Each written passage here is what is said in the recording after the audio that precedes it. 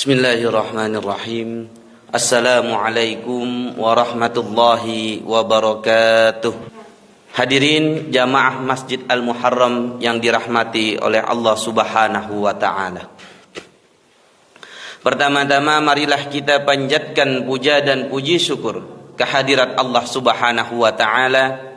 Berkat limpahan rahmatnya pada malam hari ini, alhamdulillah kita masih diberikan nikmat sehat walafiat, nikmat iman, nikmat Islam, serta nikmat dapat menghadiri majlis ilmu yang insya Allah mendapatkan berkah dan ridho dari Allah Subhanahu wa taala. Amin. Salawat teriring salam tidak lupa kita haturkan kepada junjungan kita Nabi besar Muhammad sallallahu alaihi wasallam, yang mana melalui perantara beliaulah Islam dapat tersebar luas sampai saat ini. Hadirin jamaah yang dirahmati oleh Allah Subhanahu wa taala, kita lanjutkan kajian kita dari Sirah Nabawiyah, yang mana dari kisah ini adalah sejarah atau peristiwa dari makhluk yang paling mulia, yaitu Nabi Muhammad sallallahu alaihi wasallam. Hadirin jamaah yang dirahmati oleh Allah Subhanahu wa taala. Dalam fase ini adalah Rasulullah itu melakukan dakwahnya secara sembunyi. Ketika Rasulullah melakukan dakwahnya secara sembunyi adalah memang sudah diperintah sama Allah. Ya. Jadi kenapa sih Rasulullah harus sembunyi-sembunyi aja dulu? Kenapa namanya Rasulullah? Kan langsung dapat bekengan, dapat dukungan dari Allah. Kenapa ketika dia dapat wahyu langsung kagak disampaikan aja ke masyarakat, ya, orang-orang kafir pada waktu itu. Nah, cuma memang ini adalah perintah dari Allah, bagaimana dakwahnya itu memang harus dengan cara sembunyi terlebih dahulu. Ya, namanya kita berdakwah atau menyampaikan kepada seseorang ada step by step, ada prosesnya. Ya, jadi nggak bisa langsung kita memberikan arahan langsung kepada orang tersebut dan akhirnya bisa kaget. Makanya dakwah Rasulullah pun dengan cara sembunyi dulu, dengan orang terdekatnya terlebih dahulu. Ya, jadi memang Allah ketika itu sudah dipilih siapa saja orang terdekat Rasulullah. Yang pertama masuk Islam adalah salah satunya adalah Khadijah, ya, istri Rasulullah. Kemudian baru nanti ada diikutin Abu Bakar, Ali bin Abi Thalib, ya, dan lain sebagainya. Jadi memang prosesnya adalah memang orang terdekat Rasulullah. Ya. Jadi ketika memang pada waktu itu, ya, ketika Rasulullah berdakwah secara sembunyi, memang ada 4 orang yang hidup di zaman Rasulullah, ya, dan kemudian ada yang mungkin 1 atau 2 dia belum ketemu Rasulullah. Jadi ada yang dia memang beragama bukan Islam, tetapi dia mengesahkan Allah, tauhid. Jadi ketika itu Rasulullah belum mencapai usia 40. Ya. Jadi ada masuk kategori sahabat ataupun dia bertemu dengan Rasulullah tetapi dia belum bersyahadat kepada Rasulullah. Ya, ada 4 orang yang dijamin masuk surga pada waktu itu, yang orang-orang kafir Mekah, ya, orang yang bertauhid kepada Allah, adalah satunya adalah Utsman bin Thalhah. Kemudian ada Waraqah bin Naufal, ada Zaid bin Umar bin Naufal, ada Qis bin Sa'ilah. 4 tokoh ini adalah tokoh yang masuk surga dan dia belum beriman kepada Rasulullah. Ya, maksudnya dia belum percaya pada waktu itu karena apa? Dia pada waktu itu Rasulullah belum diutus menjadi nabi. 4 tokoh ini adalah salah satunya Utsman dan Thalhah, ya, Utsman bin Thalhah dan Waraqah bin Naufal. Kalau Waraqah bin Naufal ini adalah sepupunya Khadijah. Ya. Jadi ada Utsman dan Waraqah bin Naufal sepupunya Khadijah, yang mana pada waktu itu ketika Rasulullah mendapatkan wahyu, kemudian Khadijah menyuruh bertemu sama Waraqah bin Naufal. Waraqah bin Naufal ini seorang rahib, seorang pendeta. Ya, dia seorang pendeta, orang yang mengimani Allah, ya. Dia mengesahkan Allah, dia tidak menyembah berhala, tidak menyekutukan Allah. Ya, jadi Waraqah bin Naufal ini ketika itu udah sepuh, ya. Ketika itu udah sepuh, udah tua, bahkan diriwayatkan pada waktu itu qad ama, dia udah buta. ya dia udah buta. Kemudian Rasulullah mengadukan ceritanya itu kepada Waraqah bin Naufal tentang wahyu yang turun ya ketika dia bertemu dengan malaikat Jibril. Ya, diceritakan bahwasanya ketika itu Rasulullah bertemu Namus Akbar, yaitu malaikat Jibril. Diceritakan kepada Waraqah, dan Waraqah benar-benar tahu ini adalah ciri dan tanda seorang nabi. Walaupun dia tidak bersyahadat pada waktu itu, tetapi dia meyakini ini adalah memang ciri tanda-tanda dari seorang rasul terakhir setelah Nabi Isa alaihi salam. Nah, jadi Waraqah dan Utsman ini, Utsman bin Thalha ini, mereka memang tidak tidak bersyahadat, tetapi mereka tetap kategorinya masuk surga. Ya, jadi memang ada 4 orang yang memang dia belum Islam, tetapi Allah masukkan ke dalam surganya Allah. Memang pada waktu itu dia beragama Nasrani. Nah, kemudian ada lagi Zaid bin Umar. Ya, Zaid bin Umar, yang mana bin Naufal ini adalah pada waktu itu dia seorang yang tinggal di Mekah. Ya, dia melihat hal-hal di Mekah tersebut, banyak orang yang menyembah berhala. Ya, banyak yang menyembah berhala, bahkan memakan bangkai, membunuh anaknya. Dia menjadi rasanya kecewa dengan keadaan Mekah pada waktu itu. Orang-orang jahiliyah di Mekah pada waktu itu membuat Zaid bin Umar bin Naufal ini tidak nyaman tinggal di situ. Nah, dia pengikut agama apa? Dia pengikut agama dari Nabi Ibrahim alaihissalam. Jadi Nabi Muhammad sallallahu alaihi wasallam sebelum dia mendapatkan risalah menjadi seorang rasul, dia adalah pengikut dari ajarannya Nabi Ibrahim alaihissalam. Agama apa? Agama Hanifah Muslimah, agama yang lurus, ya, agama yang tauhid, yang mengesahkan Allah, tidak menyekutukan Allah. Ya, jadi ketika ada beberapa orang Mekah di sekitar, ya, ada beberapa orang yang memang dia tidak menyembah berhala. Ya, dia tidak menyembah berhala, tetapi dia masih mengikuti ajaran-ajaran dari Nabi Ibrahim alaihissalam. Kemudian ada tokoh yang bernama Amru bin Luhai. Amru bin Luhai ini adalah yang membawa berhala ke Mekah. Ya, yang mana pada waktu itu memang ajarannya masih murni yang dibawa Nabi Ibrahim alaihissalam. Tetapi dari Nabi Ibrahim ke Nabi Muhammad fasenya jauh tuh. Fasenya begitu lama sehingga ada kekosongan. Nah, dan adanya kekosongan tersebut, ada tokoh Amru bin Luhai ini membawa berhala di sekitar Ka'bah. Di sekitar Ka'bah dia banyakin berhala. Bahkan dari berhala itu kita bisa mohon tertentu. Misalnya kita pengen jadi orang yang kaya, kita pakai berhala ini. Pengen jadi orang yang ganteng dan gagah, pakai berhala ini. Mohon sama berhala-berhala yang dibuat manusia, yang mana pada hakikatnya kesemuanya itu adalah sia-sia. Bahkan menyembelih hewan pun, ya, menyembelih hewan dari orang-orang kafir Mekah pada waktu itu dikasih ke berhalanya. Ya, jadi Zaid ini merasa kok patung yang dia bikin dikasih sembelihan dan dimakan, katanya dimakan sama patung tersebut, yang mana pada kenyataannya, ya, patung tersebut cuma tidak bisa ngapa-ngapain. Bahkan bangkai yang dia sembelih orang kafir Quraisy pada waktu itu, disembelihnya ditaruh depan berhalanya, jadi bangkai doang. Ya, jadi bangkai doang. Dan akhirnya Zaid ini merasa kesel dan kecewa dengan, bahkan dia menyampaikan kepada masyarakat. Cuma masyarakat orang-orang kafir pada waktu itu tidak mau ngikut. Akhirnya dia hijrah pergi ke Syam. Dia pergi ke Syam untuk mencari seorang rahib, seorang pendeta. Ya, jadi dia pengen hijrah bagaimana dia bisa mencari agama yang benar. Akhirnya dia pergilah ke Syam, ke tempat orang Yahudi. Ketika dia masuk di dalam orang Yahudi tersebut, kemudian dia bertanya dengan pendetanya, saya pengen mengikuti ajaran sang rohib ini. Ya, apa yang harus saya lakukan? Kata si Zaid ini. Ya, jika kamu pengen masuk ke agama Yahudi ini, kata orang pendeta tersebut, ada syaratnya. Ya, dijelaskan bahwasanya seorang pendeta ini menjelaskan kitabnya ada pengikut Nabi Musa, kitabnya adalah Taurat, dia tahu tuh.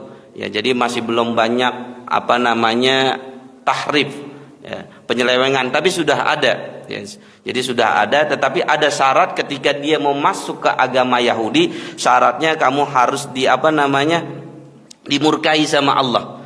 Saya mau masuk agama Yahudi. Kemudian kata seorang pendeta tersebut, boleh masuk ke agama ini tapi syaratnya satu, kamu harus dimurkai sama Allah dulu. Ya.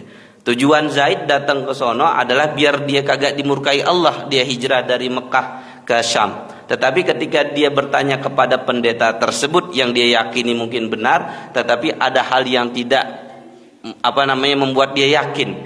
Ada hal yang membuat dia ragu bahwasanya dia mau masuk agama Yahudi harus dimurkai sama Allah. Akhirnya dia kecewa dan akhirnya nggak jadi masuk agama Yahudi. Kemudian dia tanya lagi sama rohib tersebut, pendeta tersebut. Terus saya harus kemana? Kalau saya mau mencari agama yang betul, ada orang Nasrani yang kamu cari lagi di sana. Kemudian tuh Zaid ini pergi cari ke gereja-gereja dan akhirnya bertemu dengan seorang penghuni gereja tersebut. Nah, jadi seorang rohib yang di sana di gereja, kemudian dia bertanya bahwasanya ajaran apa? Ajaran Nasrani ini adalah ajaran yang mengimani Nabi Isa alaihissalam, kemudian kitabnya adalah Injil. Dijelaskan betul. Kemudian dia yakin dengan itu. Kemudian ada syarat lagi yang diharuskan ketika dia harus masuk ke agama Nasrani. Ketika syaratnya itu adalah harus membuat diri kita tersesat dulu. Ya, kata seorang rohib tersebut, kalau ente mau masuk agama Nasrani harus tersesat dulu. Ketika sudah tersesat, kemudian taubat baru masuk ke agama Nasrani. Kemudian Zaid ini merasa kecewa lagi. Masa mau masuk agama Nasrani harus tersesat dulu. Ya, harus tersesat dulu. Akhirnya dia tidak ikut ke agama Yahudi dan Nasrani pada waktu itu. Karena masih udah banyak penyelewengan dalam risalah-risalah di kitab Taurat dan Injil. Ketika dia itu akhirnya dia keluar dan dia mohon sama Allah, ya Allah, ya, saya pengikut agamanya Nabi Ibrahim alaihissalam, yaitu agama yang hanifah muslimah. Ya, bimbing saya. Dan akhirnya dia pergi ke Ka'bah lagi. Dia sering beribadah di depan Ka'bah. Ya, dia sering beribadah dan mohon kepada Allah dan dia tidak menyembah berhala. Dan ini salah satu yang menjadikannya si Zaid ini tidak dimasukkan ke dalam nerakanya Allah. Jadi ada 4 tokoh. Ya. Kemudian yang terakhir adalah Qis bin Sa'ilah. Ya, Qis bin Sa'ilah ini juga tokoh yang hidup sebelum Zaid bin Amr bin Naufal ini. Dia memang pada waktu itu tinggal di Mekah, tetapi Nabi Muhammad belum menjadi seorang Rasul. Tetapi dia tidak menyembah berhala dan bahkan ketika dia berdakwah di situ untuk menyampaikan kepada masyarakat kafir Quraisy pada waktu itu, orang-orang kafir kagak ada yang mau ikut. Ya, bahkan dia diasingkan pergi dan akhirnya dia pergi ke padang pasir dan hidup di padang pasir. Dan akhirnya ini yang menjadikan keempat orang ini walaupun dia belum masuk Islam tetapi Allah masukkan surga. Bahkan ada dalam sebuah riwayat hadis, ya, Waraqah bin Naufal dan Zaid bin Amr, ya, Nabi bermimpi bahwasanya Waraqah bin Naufal dimasukkan ke dalam surganya Allah. Ini sepupunya dari Khadijah. Kemudian Zaid bin Amru juga sama dimasukkan surganya Allah dengan berpakaian surga. Ini menandakan bahwasanya ada ahlu fatrah. Jadi kalau ada ahlu fatrah adalah masa kekosongan sebelum Nabi diutus. Jadi mungkin bisa jadi ketika ada masa kekosongan sebelum Nabi diutus, Allah pun menurunkan rahmat dan ampunannya selama dia tidak melakukan kesyirikan. Ya, jadi kalau dia tidak melakukan kesyirikan, insya Allah tuh orang-orang tersebut tetap dimasukkan ke dalam surganya Allah. Bahkan diriwayatkan juga kan ayahnya Nabi kan juga belum masuk Islam pada waktu itu. Ayahnya Nabi, kakeknya Nabi dan lain semuanya belum masuk Islam. Tetapi mereka tidak menyembah berhala. Mereka pengikut dari ajaran dari Nabi Ibrahim alaihissalam. Hadirin jamaah yang dirahmati oleh Allah subhanahu wa ta'ala. Dari proses ini baru masuk ada istilahnya dakwah Nabi secara sembunyi. Nah, jadi ketika Nabi mendapatkan wahyu sudah diperintahkan untuk berdakwah dan kemudian disampaikan ke orang terdekatnya yang tadi pertama adalah Siti Khadijah. Ya, jadi yang masuk Islam di kalangan wanita yang pertama Siti Khadijah, kemudian yang di kalangan orang dewasa adalah Abu Bakar Siddiq, kemudian di kalangan anak kecil adalah Ali bin Abi Thalib. Ya, walaupun nanti memang ada perdebatan nih antara Ali bin Abi Thalib sama Abu Bakar duluan mana. Tapi kita tidak membahas perdebatan khilaf dari siapa duluan yang masuk Islam antara Abu Bakar dan Ali bin Abi Thalib.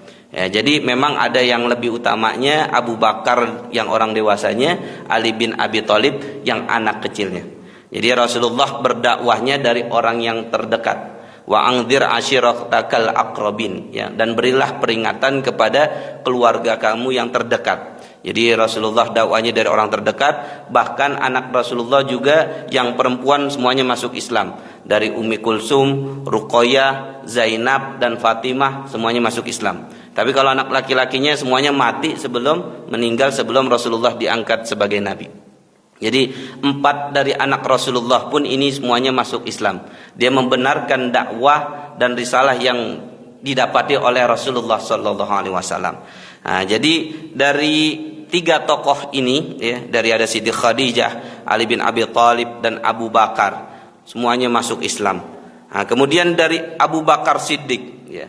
Jadi salah satu sahabat Rasulullah yang terdekat adalah Abu Bakar Siddiq. Jadi ketika itu Rasulullah menyampaikan dakwahnya kepada Abu Bakar tanpa ngomong bertanya kepada Rasulullah.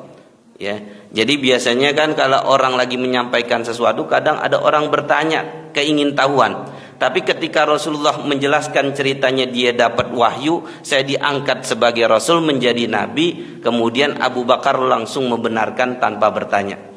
Jadi makanya Abu Bakar di sini disebut diberikan lakab Abu Bakar As-Siddiq. Ya, dia yang membenarkan Rasulullah tanpa bertanya.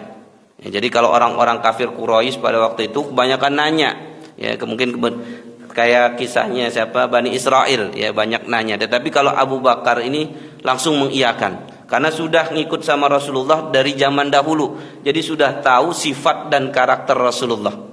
Ya, sudah tahu sifat dan karakter Rasulullah, dan usianya tidak terpaut banyak antara Nabi Muhammad dan Abu Bakar. Jadi ketika Nabi Muhammad berusia 40 tahun, kemudian Abu Bakar kisaran usia 38 tahun. Ya, jadi kisaran perbedaannya 2 sampai 3 tahunan. Jadi antara Nabi Muhammad dan Abu Bakar usianya tidak terpaut jauh.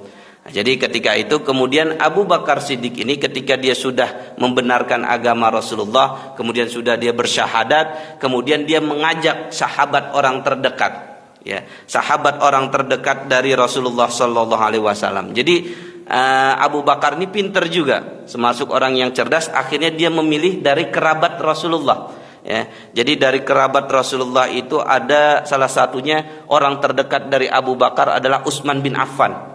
Ya, jadi Abu Bakar ini tahu nih, ya, jadi ada sahabat yang terdekat Utsman bin Affan, diajak Utsman bin Affan. Kemudian diajak bahwasanya saya baru mendapatkan cerita dari Rasulullah, kemudian bahwasanya Nabi Muhammad adalah seorang nabi, seorang rasul. Kemudian akhirnya Utsman mendapatkan cerita dan akhirnya dia bersyahadat. Ya, jadi Utsman bin Affan ini masuk Islam karena siapa? Karena Abu Bakar Siddiq. Ya, jadi prosesnya dari Abu Bakar Siddiq. Ya, jadi prosesnya makanya Utsman bin Affan Abu Bakar Siddiq ini adalah mendapatkan pahala yang jariah, pahala kebaikan jariah yang mengalir. Kita tahu Utsman bin Affan kekayaannya sampai sekarang masih ada katanya tuh. Ya, karena saking kayanya. Ya, saking kayanya kekayaan Utsman bin Affan masih ada sampai sekarang. Ya, itu karena apa? Karena kedermawanan dia. Ya, jadi Allah melimpahkan hartanya bukan mengurangi. Nah, jadi karena Utsman bin Affan masuk Islam, maka yang mendapatkan pahala banyak Abu Bakar. Ya, Abu Bakar paling banyak dapat pahala. Walaupun tetap kalau Rasulullah paling banyak dah. Ya kan Rasulullah yang pertama mendapatkan, kemudian disampaikan ke Abu Bakar baru sampaikan kepada Utsman bin Affan. Jadi ketika sudah disampaikan kepada Utsman bin Affan, akhirnya masuk Islam. Ya, jadi banyak sekali kemuliaan yang dimiliki oleh Utsman bin Affan. Ya, jadi Utsman bin Affan salah satu tokoh sahabat yang pemalu, ya, pemalu yang bahkan malaikat pun kalau ketemu sama sama Utsman bin Affan ini malu. Ya, jadi karena Utsman bin Affan sangat malu, malaikat pun akhirnya pun malu ketika berhadapan dengan Utsman bin Affan. Beda sama Umar bin Khattab. Ya, kalau Umar bin Khattab sangat berani dan gagah. Bahkan setan pun kalau melewat depan Umar bin Khattab pada kabur.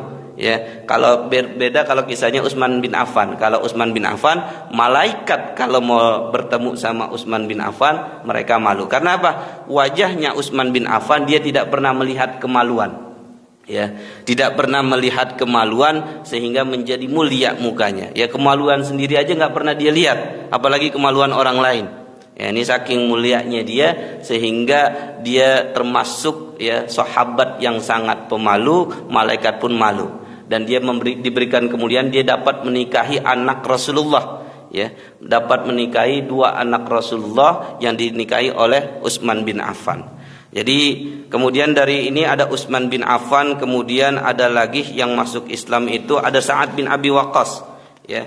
Jadi ada Sa'ad bin Abi Waqqas, kemudian ada Zubair bin Awam, ya. Zubair bin Awam pada waktu itu usianya sekitar 12 tahun, ya. Ini salah satu tokoh sahabat Nabi dan ini sepupu Nabi dari anaknya Sofiyah. Ya, dari anaknya Sofiyah lahirlah Zubair bin Awam dan dia termasuk sepupu Nabi dan dia termasuk panglima perang ketika untuk membela agama Islam. Nah, jadi ini termasuk tokoh yang bagaimana ketika dia berperang orang-orang pada takut pada waktu itu. Ini juga yang masuk Islam pertama nih, Zubair bin Awam sama siapa? Sama Abu Bakar Siddiq. Ya, dia masuk Islam, dia termasuk sepupu Rasulullah yang mana pada waktu itu Sofiyah, ya, ibunya dari Zubair bin Awam belum masuk Islam. Kemudian ada lagi tokoh Abdurrahman bin Auf, ya. Abdurrahman bin Auf juga termasuk salah satu tokoh yang kaya dan dermawan. Ya, jadi salah satu tokoh yang kaya dan dermawan, bahkan ketika dia mau hijrah ke Madinah, harta-hartanya dia dihabisin semuanya. Ya, jadi ketika dia pada waktu itu Rasulullah mau hijrah dari Mekah ke Madinah, ya, ditinggalin tuh harta-harta dia. Ya, dia kagak bawa sepeser pun, dia ke Madinah dari nol lagi. Tetapi karena dia memang tujuan hijrahnya karena Allah dan pengen dekat sama Rasulullah, dari situ namanya otak bisnis dia jalan, maka di situ Allah kayain lagi.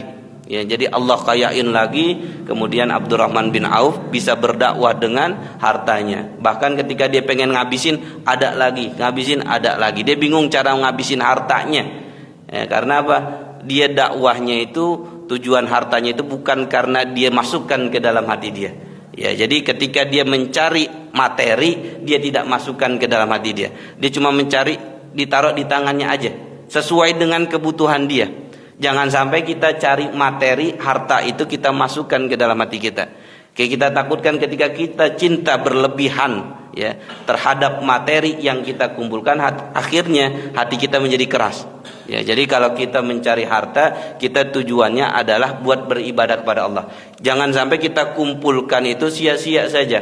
Tapi bagaimana ketika kita kumpulkan, buat kita bisa tenang lebih ibadahnya, kemudian buat keluarga kita dan lain sebagainya dengan tujuan yang baik. Insya Allah keberkahan pun akan hadir.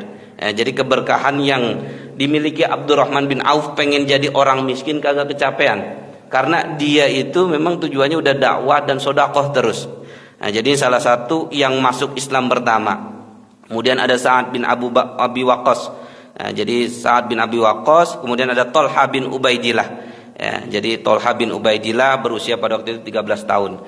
Jadi ada 5 tokoh yang masuk Islam. Ya, jadi 5 tokoh ini yang masuk Islam dari orang-orang terdekat Rasulullah dan sudah dijamin masuk surga. Kemudian baru tuh Rasulullah menyampaikan lagi kepada orang-orang terdekat lainnya melalui Abu Bakar dan lainnya, dan akhirnya termasuk ada yang mengatakan 40, ya, 40 yang bersyahadat dan mengikuti agama Islam pada waktu itu, bahkan lebih. Ya, jadi ketika sudah sampai 40, ini adalah hikmah pelajaran bahwasanya ketika Rasulullah berdakwah dengan sembunyi, tujuannya memang tahapan dakwah.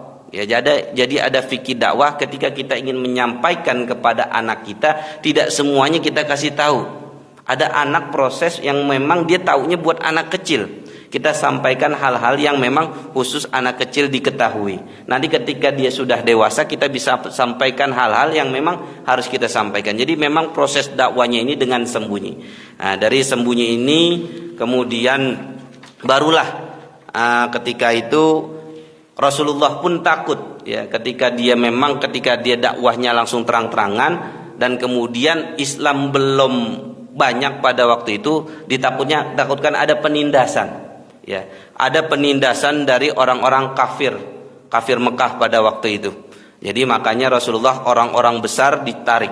Ya, dan orang-orang yang berpengaruh juga.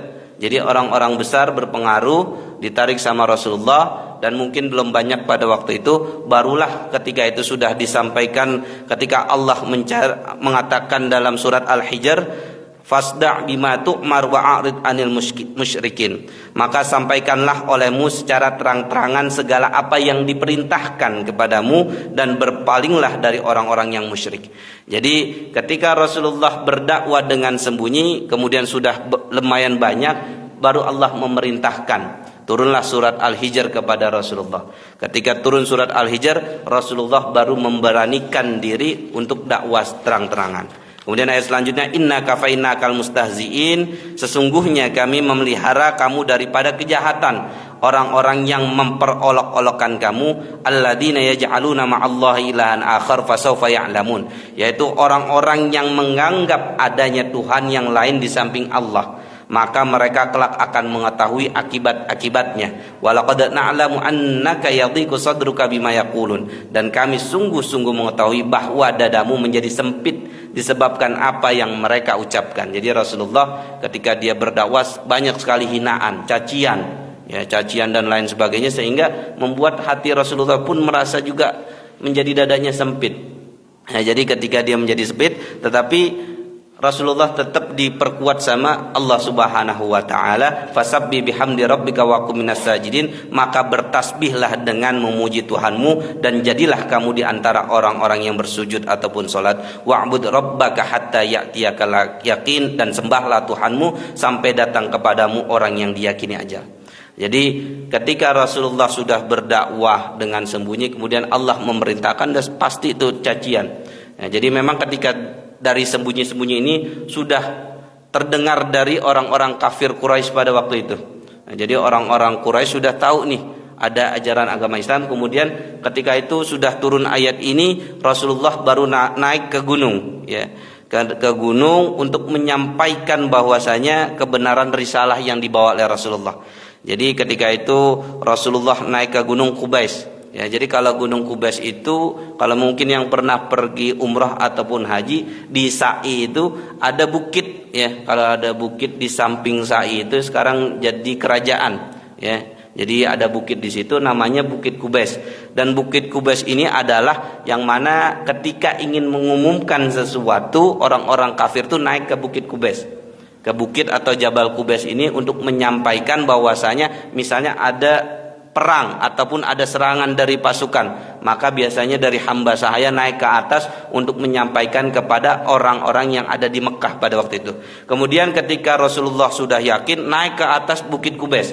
Naik ke atas Bukit Qubais, langsung dia mengatakan, memanggil orang-orang Mekah pada waktu itu untuk naik ke Bukit Qubais dan mendengarkan apa yang dikatakan oleh Rasulullah. Kemudian apa yang dikatakan Rasulullah pada waktu itu, tahukah kalian, apakah kalian akan percaya apa yang saya katakan pada hari ini, jika memang di belakang bukit ini ada peperangan, ada pasukan yang akan menyerang kita, kata Rasulullah. Jadi kalian akan percaya nggak kalau saya bilang nanti bisa jadi ada pasukan yang serang kita setelah ini di belakang bukit ini? Kemudian para orang-orang Mekah tersebut mengatakan, iya, karena engkau shadiqul amin, engkau orang yang dapat saya percayai. Jadi ketika Rasulullah menyampaikan seperti itu, orang-orang Mekah pada waktu itu percaya semuanya. Kemudian Rasulullah baru mengatakan kemudian bahwasanya kamu tidak pernah berbohong walaupun sekali. Jadi kamu tidak pernah berbohong dan orang yang sangat dipercaya. Bahkan ketika memindahkan batu Hajar Aswad, Rasulullah diberikan untuk memindahkan batu Hajar tersebut kepada pembesar-pembesar kafir Quraisy pada waktu itu. Jadi termasuk orang yang shadiqul amin, sangat terpercaya. Ketika itu Rasulullah ingin menyampaikan, saya adalah seorang nabi, saya adalah seorang rasul yang membawa risalah agama Islam. Kemudian orang yang pertama kali menolak adalah pamannya sendiri. Pamannya sendiri adalah Abu Lahab. Nah, jadi orang-orang Mekah pada waktu itu yakin sebenarnya, tetapi ada yang menolak dan termasuk orang berpengaruh. Ya, jadi karena apa? Karena diyakinin Rasulullah itu tidak pernah berbohong selama hidupnya. Ketika Rasulullah mengatakan dirinya adalah seorang nabi, saya adalah seorang rasul yang membawa risalah, yang membawa perintah tentang agama Islam, kemudian membawa Al-Quran, orang-orang Mekah percaya. Tetapi orang yang pertama kali menolak adalah pamannya sendiri, adalah Abu Lahab. Ya, bahwasanya Abu Lahab tidak mempercayai. Jadi tidak mempercayai risalah dan kenabian yang dimiliki oleh Nabi Muhammad SAW. Dia menolak. Saya enggak percaya bahwasanya engkau seorang nabi, seorang rasul. Bahkan dia dikatain bahwasanya engkau adalah seorang yang gila, seorang yang majnun, ya, seorang yang majnun, gila, seorang ahli sihir dan lain sebagainya. Jadi pamannya ini menghasut, ya, pamannya sendiri Rasulullah SAW dia menghasut. Bahkan ya, tabbat lak, kata paman Rasulullah, celakalah kamu wahai Nabi Muhammad. Ya, jadi pamannya Rasulullah mengatakan celaka engkau ketika engkau mengaku seorang nabi. Kemudian ketika itu ya udahlah, akhirnya terjadi permusuhan antara Nabi Muhammad dan pamannya sendiri. Ketika terjadi itu maka turunlah surat Al-Lahab. Turunlah surat Al-Lahab, tabbat yada abi lahabi wa tab ma aghna anhu malu wa makasab. Jadi ini menandakan bahwasanya Abu Lahab pamannya Rasulullah, ya, pamannya Rasulullah, dia tidak akan pernah masuk surga. Karena apa? Celaka buat dia tangannya Abu Lahab, karena dia sudah menghina Rasulullah. Bahkan istrinya Abu Lahab, ya, istrinya Abu Lahab itu juga sering membuat susah Rasulullah. Jadi ketika Rasulullah mau pergi dakwah, sering melempari duri, sering melempari sesuatu sehingga Rasulullah, bahkan kotoran, sehingga Rasulullah melewat agak susah. Ya, tetapi Rasulullah tetap diam dan tidak membalas dengan kekerasan. Jadi ketika itu pamannya, kemudian dari istrinya Abu Lahab pun sama. Kemudian Allah menurunkan ayat ini bahwasanya Abu Lahab tidak akan masuk surga karena dia menolak ajaran agama yang dibawa oleh Rasulullah sallallahu alaihi wasallam. Dari sini jelas bahwasanya memang hidayah itu bisa jadi memang Allah sudah pilihkan, ya. Bahkan pamannya Rasulullah yang lain pun ada yang masuk Islam, ada yang enggak. Salah satunya ada yang masuk Islam Hamzah, kemudian yang tidak masuk Islam Abu Thalib, ya. Walaupun Abu Thalib dia tidak masuk Islam, tapi dia menolong ajaran agama yang dibawa oleh Rasulullah. Bahkan ketika Rasulullah berdakwah, ya, ketika Rasulullah berdakwah, banyak orang yang memusuhi, mencaci maki, menghina, bahkan ingin membunuh Rasulullah. Tetapi Abu Thalib pamannya itu menolong. Ya, ketika itu memang Abu Thalib penasaran apa yang dibawa agama oleh Nabi Muhammad. Jadi dapat berita-berita bahwasanya Nabi Muhammad mungkin dia itu gila, mungkin Nabi Muhammad itu terkena sihir dan lain sebagainya. Akhirnya Abu Thalib ini ngomong sama Nabi Muhammad SAW, sama keponakannya. Nah, jadi ketika Nabi Muhammad itu menceritakan dia mendapatkan wahyu kepada pamannya, kemudian pamannya pun mengatakan, ya kalau bisa jangan dibawa di Mekah ini, ya, buat ente buat engkau saja wahai Nabi Muhammad, ya, buat engkau saja, jangan disampaikan di sini, nanti akan terjadi perpecahan. Kemudian ketika dijelaskan macam-macam dan akhirnya pun Abu Thalib itu mengiyakan bahwasanya kebenaran dari ajaran Nabi Muhammad. Ya, walaupun dia tidak masuk Islam, tapi dia tetap menolong ajaran agama Nabi Muhammad SAW, yang akhirnya dia tetap menolong orang-orang yang pengen membunuh Rasulullah. Selalu dapat orang yang membunuh Rasulullah harus berhadapan sama Abu Thalib dulu. Ya, bahkan bisa terjadi perang Qabilah pada waktu itu. Ya, bisa terjadi perang suku karena memang Abu Thalib ini adalah paman Rasulullah yang berpengaruh, ya. Dia termasuk anaknya Abdul Muthalib, walaupun dia tidak termasuk orang kaya, tetapi dia memegang ngelanjutin dari menjaga Ka'bah. Ya, jadi dia termasuk yang orang tidak kaya, termasuk kategori paman Rasulullah yang miskin. Ya, bahkan ketika saking miskinnya, ketika itu Rasulullah sudah punya istri dan lumayan mapan, dia pengen mengambil anak, ya. Pengen mengambil anak, dia ngomong sama paman yang satu yaitu Abbas, ya, bahwasanya kita pengen bantu nih paman kita Abu Thalib, ya, mungkin lagi banyak kekurangan. Karena apa? Harta setiap dia kumpulkan itu buat Ka'bah, buat Mekah pada waktu itu.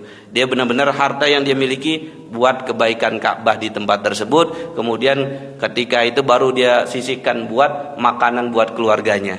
Ya, jadi ketika dimakan anaknya Abu Thalib begitu banyak. Bahkan ketika Rasulullah ingin makan bersama anak-anaknya Abu Thalib sepupunya, Rasulullah sering nggak kedapetan karena berebutan tuh. Berebutan, akhirnya Rasulullah sering minggir. Akhirnya ketika itu disampaikan Abu Thalib kepada istrinya, ya, bahwasanya ketika Nabi Muhammad kalau mau makan tolong pisahkan buat dia sendiri, jangan sampai takut. Dia biasanya Nabi Muhammad ini nggak mau ikut rebutan, dia selalu pengen mundur di belakang, dan akhirnya berikan khusus buat Nabi Muhammad tersendiri. Hadirin jamaah yang dirahmati Allah Subhanahu wa taala, dari kita lanjutkan dari Abu Thalib di sini, dia selalu membela Rasulullah. Ketika dia membela orang-orang yang memusuhi Rasulullah pun tidak bisa. Ya, jadi tidak bisa karena dapat dekengan dari pamannya. Jadi siapapun yang ingin membunuh Rasulullah harus berhadapan dengan dia, dan bisa terjadi perpecahan di Mekah pada waktu itu. Sehingga memang Rasulullah mendapatkan dukungan dari Abu Thalib, dan kemudian juga dapat musuh dari paman, orang-orang terdekatnya juga banyak. Dari sinilah ketika Rasulullah sudah terang-terangan terjadi banyak ada yang mengikuti, ada yang tidak. Dan akhirnya dari situ kemudian sudah banyak yang masuk Islam. Kemudian baru Rasulullah nanti hijrah, ya, dan terjadi peperangan banyak nanti yang kita akan bahas untuk kisah selanjutnya. Paling tidak dari kisah ini dapat menjadikan kita bahwasanya proses dakwah kita itu memang butuh proses. Ketika kita ingin menyampaikan kepada seseorang, paling tidak kita itu memberikan ajaran agama kita itu dengan menyampaikan terlebih dahulu. Toh orang tersebut mau ikut ataupun tidak itu urusan belakang. Karena hidayah itu urusan Allah. Kita tidak bisa memaksakan hidayah yang kita mau. Kita pengen keluarga kita nurut terus, ya. Kita pengen anak kita ini ibadahnya bagus terus. Maka kita harus benahi diri kita dulu. Kita benahi diri kita dulu, kita mohon sama Allah. Ketika kita sudah mohon sama Allah, Allah sudah memberikan petunjuk, insya Allah Allah akan mudahkan. Jadi memang hidayah itu sesuai dengan keinginan yang Allah berikan kepada siapapun orangnya. Jadi Nabi Muhammad pun tidak bisa memilih, ya, walaupun dia pengen si fulan masuk agama Islam, si ini pengen masuk, tetapi tidak semuanya mengikuti apa risalah yang dibawa oleh Rasulullah. Sehingga pamannya Abu Lahab pun sama, tidak mau ngikutin. Kemudian orang yang memusuhinya Abu Jahal dan lain sebagainya. Kemudian tetap ada yang membela Rasulullah. Orang terdekat Rasulullah Abu Bakar dan lain sebagainya tetap membela ajaran yang dibawa oleh Rasulullah sallallahu alaihi wasallam. Hadirin jamaah yang dirahmati oleh Allah Subhanahu wa taala, mungkin itu saja pada kajian sirah kita pada hari ini.